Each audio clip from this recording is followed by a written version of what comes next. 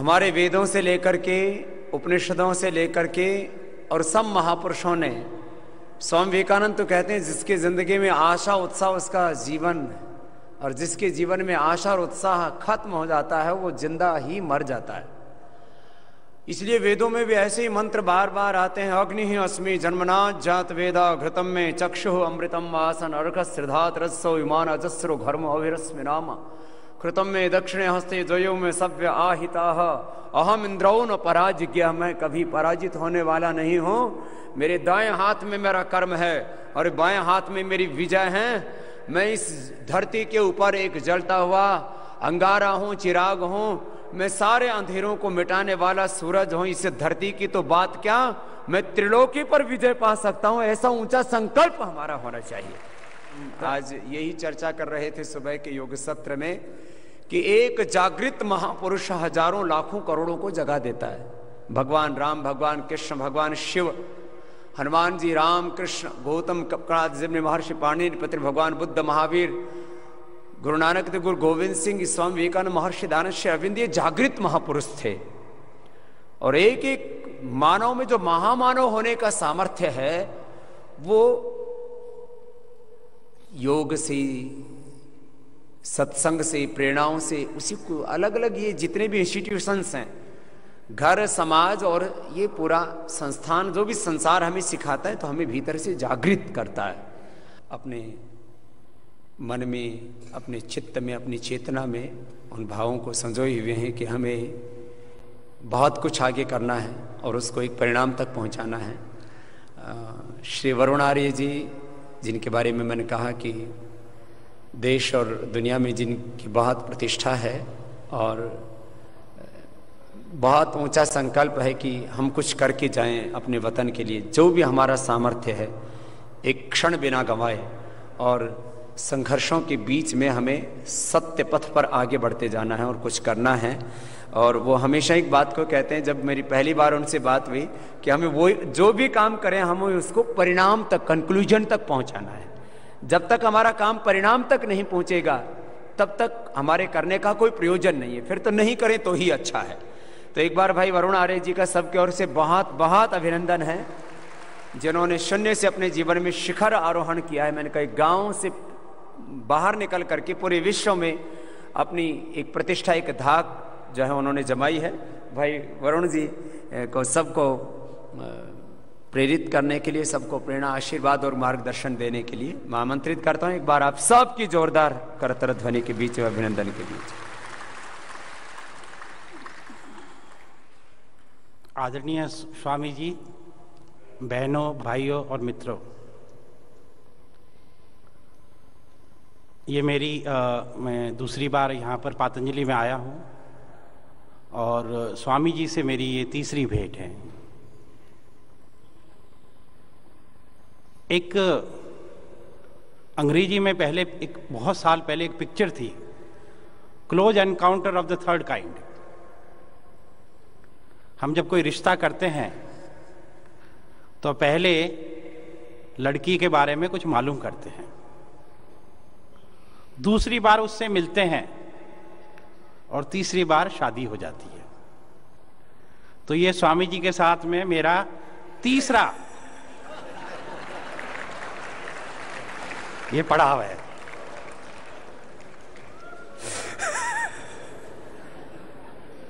और कल स्वामी जी ने ये बोल भी दिया कि वरुण जी, आज से मैं आपका सबसे पहला मित्र हूं। बहुत बड़ी चीज है। जिस व्यक्ति का स्वामी जी जैसा युग पुरुष एक मित्र हो, फिर चाहिए क्या, सब कुछ मिल गया।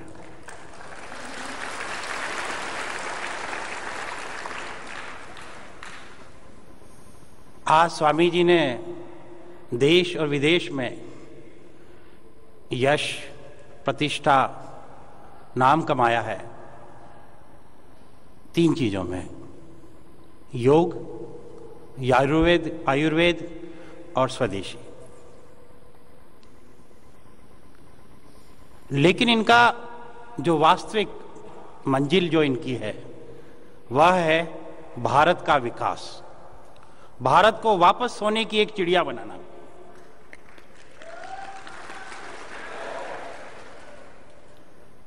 और योग, आयुर्वेद और स्वदेशी उस मंजिल की, उस बिल्डिंग की नींव है। देश का विकास तब तक नहीं हो सकता जब तक व्यक्ति का विकास नहीं होगा। योग से व्यक्ति का विकास होता है, आयुर्वेद से व्यक्ति स्वस्थ रहता है, स्वदेशी से लोगों को, देश के लोगों को रोजगार मिलता है, परिवार को एक जीवन यापन का साधन मिलता है। तो स्वामी जी ने 3 स्तंभ तो खड़े कर दिए। स्वामी जी को अभी 3 स्तंभ और खड़े करने हैं। उसका काम अभी स्वामी जी ने शुरू किया है, और जब वो 3 स्तंभ और खड़े हो जाएंगे तब स्वामी जी की जो गाड़ी, जिसमें ये ड्राइवर के रूप में बैठे हैं और इतने सारे लोग पैसेंजर के रूप में बैठे हैं, मंजिल तक पहुंच जाएगी। देश में जगह जगह लोग देश के विकास के लिए, भ्रष्टाचार को मिटाने के लिए बहुत कुछ कर रहे हैं, करने की कोशिश कर रहे हैं और करने की कोशिश करना चाहते हैं, लेकिन उनको सलाह, मार्गदर्शन और सहायता की जरूरत है। एक ऐसा मंच बनाना पूरे देश में, गांव-गांव में, कस्बे-कस्बे में, शहर-शहर में, जहां पर हर व्यक्ति जो देश के लिए कुछ करना चाहता है उसको एक मंच मिले, उसको सहायता मिले, उसको मार्गदर्शन मिले।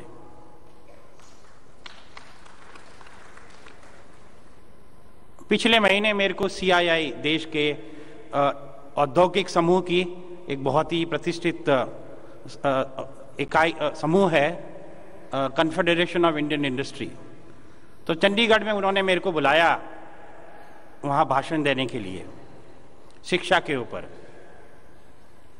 तो मेरे IIT के कुछ मित्र हैं, उन्होंने बोला कि हम एक व्यक्ति से आपको मिलाना चाहते हैं, वो भ्रष्टाचार के खिलाफ लड़ाई लड़ रहा है लेकिन बहुत परेशान है।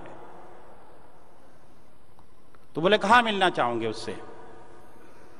तो मैंने बोला किसी चंडीगढ़ का सबसे बढ़िया से बढ़िया जो रेस्टोरेंट हो वहां पर मिलते हैं। तो उन्होंने बोला ठीक है। तो मैं वहां मेरे को लेके गए, वहां पर हमारा IIT के कुछ और मित्र थे और वो सज्जन भी वहां पर आए, सारे बाल सफेद, मूछे सफेद, मोटा सा चश्मा, ढीले ढाले कुर्ते, वो कुर्ता, शर्ट और पैंट।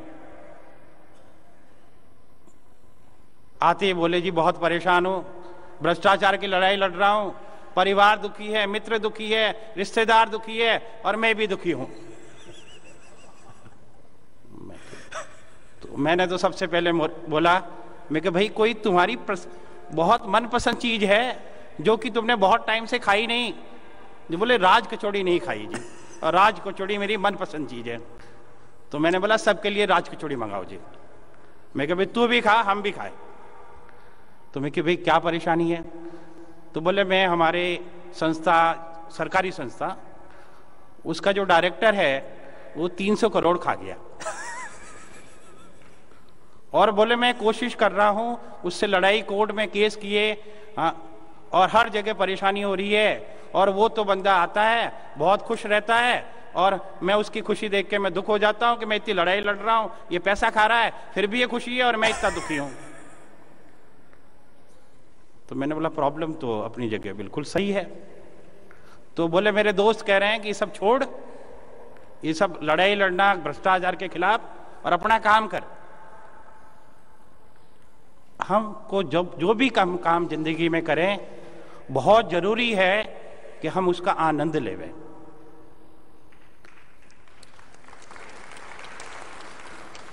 देश के विकास के लिए भ्रष्टाचार की लड़ाई लड़ो, हर व्यक्ति को लड़नी चाहिए, लेकिन आनंद के साथ लड़नी चाहिए,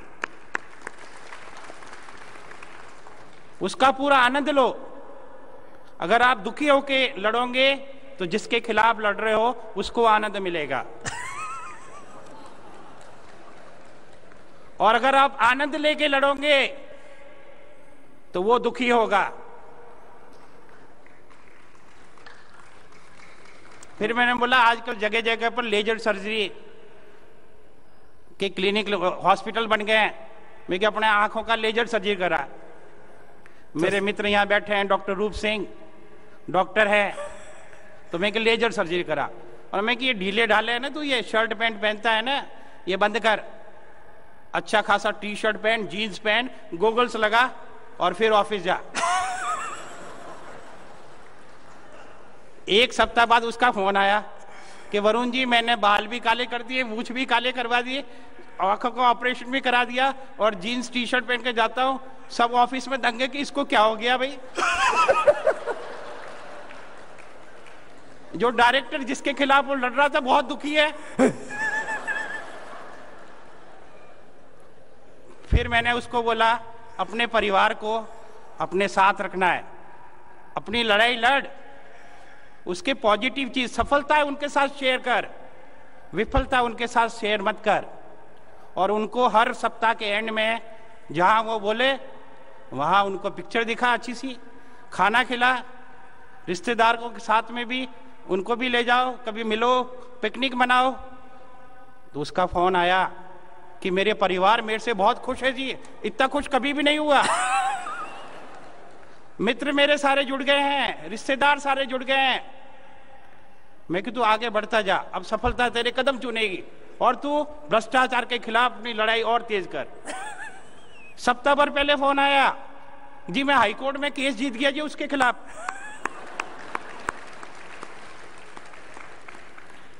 तो लोग हैं जो देश की जनता है,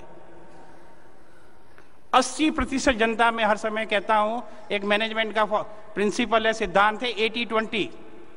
देश की कम से कम 80% जनता भ्रष्टाचार के खिलाफ लड़ाई लड़ना चाहती है, और एक भी पैसा रिश्वत का नहीं देना चाहती है। उनको जरूरत है मार्गदर्शन की, सलाह की और सहायता की। तो स्वामी जी एक ऐसा मंच खड़ा करे जहां पर ये तीनों संभव होवे। योग से देश के करोड़ों लोग इनसे जुड़े हैं, आयुर्वेद से जुड़े हैं, स्वदेशी से जुड़े हैं। अब इस नए स्तंभ के द्वारा लोगों को ये जोड़े देश के विकास के लिए। पांचवा स्तंभ है, जगह जगह पर लोगों की समस्या है। किसी का बीपीएल कार्ड नहीं बनता है, किसी का ड्राइविंग लाइसेंस नहीं बनता है, किसी का राशन कार्ड नहीं बनता है, किसी को बैंक से लोन नहीं मिलता है, किसी की एफआईआर दर्ज नहीं होती है। लोगों की हर गांव में, तबके में लोगों की समस्या है। एक ऐसा मंच बनावे हर गांव में, हर शहर में, हर कस्बे में, जहां से लोगों की इन छोटी छोटी रोजमर्रा की समस्याओं के लिए ये तथास्तु बने। व्यक्ति आवे इनके पास, स्वामी जी ये प्रॉब्लम है, तथास्तु।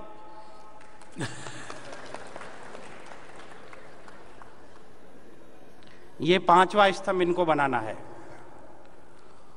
और आखिरी और छठा स्तंभ है ज्ञान के द्वारा जागृति, विज्ञान के द्वारा जागृति।